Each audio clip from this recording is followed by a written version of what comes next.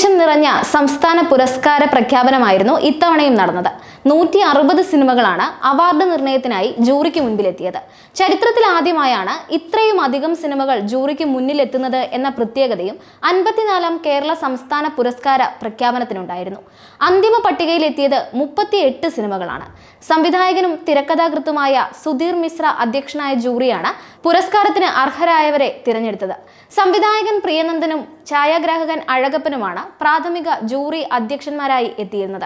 ലിജോ ജോസ് പെല്ലിശ്ശേരി, എഴുത്തുകാരൻ NS മാധവൻ എന്നിവർ മറ്റ് അംഗങ്ങളാണ്. മമ്മൂട്ടി ആയിരിക്കുമോ പൃഥ്വിരാജ് ആയിരിക്കുമോ ഇത്തവണത്തെ മികച്ച നടൻ എന്ന വിഷയത്തിൽ നല്ല രീതിയിലുള്ള ചർച്ചകൾ സോഷ്യൽ മീഡിയയിൽ നിറഞ്ഞു നിന്നിരുന്നു. അവസാന നിമിഷം വരെ മത്സരം കടുത്തു.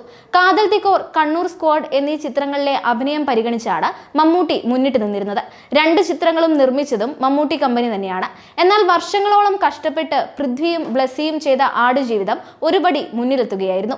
മികച്ച നടിക്കുള്ള അവാർഡ് ഉള്ളൊഴുക്കിലെ പ്രകടനത്തിന് ഉർവശിയും തടവിലെ പ്രകടനത്തിന് ബീന ആർ ചന്ദ്രനുമാണ് പങ്കിട്ടത്. കാതൽ ദിക്കോർ എന്ന ചിത്രം ഇത്തവണത്തെ പുരസ്കാര നിർണയത്തിൽ നിറഞ്ഞു നിന്നിട്ടുണ്ട്. മികച്ച സിനിമ, പ്രത്യേക ജൂറി പരാമർശം, മികച്ച പശ്ചാത്തല സംഗീതം, മികച്ച തിരക്കഥാകൃത്ത് തുടങ്ങിയ പുരസ്കാരങ്ങൾ കാതലിന് ലഭിച്ചു. സന്തോഷം കൊണ്ട് മാധ്യമപ്രവർത്തകരോട് സംസാരിക്കാൻ പോലും കഴിയാത്ത അവസ്ഥയിലായിരുന്നു സംവിധായകൻ ജിയോ ബേബി. അതുപോലെ തന്നെ 16 വർഷത്തോളം കാത്തിരുന്ന് കഷ്ടപ്പെട്ട് ചെയ്ത ആടുജീവിതത്തിന് കിട്ടിയ അംഗീകാരങ്ങളെല്ലാം അർഹിക്കുന്നത് തന്നെയാണെന്ന് ഒരേ സ്വരത്തിൽ സിനിമാ പ്രേമികൾ പറയുന്നതാണ് സോഷ്യൽ മീഡിയയിൽ നിന്നും മനസ്സിലാക്കാൻ സാധിക്കുന്നത്. മികച്ച നടനും മികച്ച സംവിധായകനും ഉൾപ്പെടെ 9ഓളം പുരസ്കാരങ്ങളാണ് ആടുജീവിതം എന്ന ചിത്രത്തിന് ലഭിച്ചിട്ടുള്ളത്.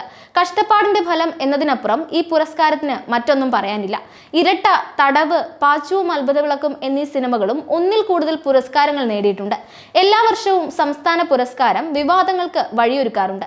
എന്നാൽ ഇത്തവണ അതിനുള്ള സാധ്യത വളരെ കുറവാണ് എന്നാണ് പൊതുവെയുള്ള വിലയിരുത്തൽ. അർഹിക്കുന്ന കൈകളിലാണ് പുരസ്കാരം ലഭിച്ചിരിക്കുന്നത് എന്നും മികച്ച സിനിമകളെ ഒന്നും തന്നെ ജൂറി ഒഴിവാക്കിയിട്ടില്ല എന്നുമൊക്കെയുള്ള വിലയിരുത്തലുകളാണ് ആദ്യ മണിക്കൂറുകളിൽ പ്രേക്ഷകരിൽ നിന്നും വരുന്നത്.